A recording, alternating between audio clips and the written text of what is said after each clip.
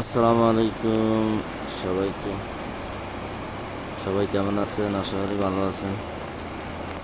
আজকে এক সপ্তাহ যাবত মানে আবহাওয়া অত্যন্ত খারাপ। তো আজকে এক সপ্তাহ যাবত মানে প্রচুর বৃষ্টি হইতেছে সব জায়গায়।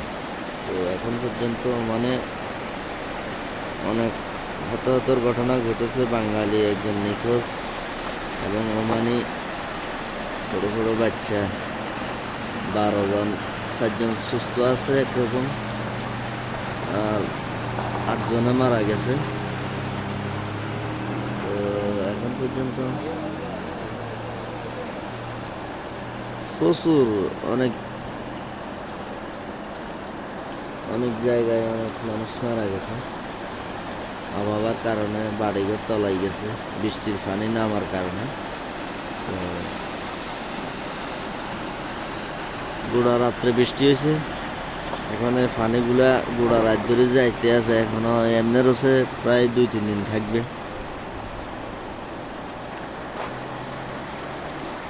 তো আশা করি সবাই ভালো আছে। ওকে, আসসালামু আলাইকুম, আল্লাহ হাফেজ।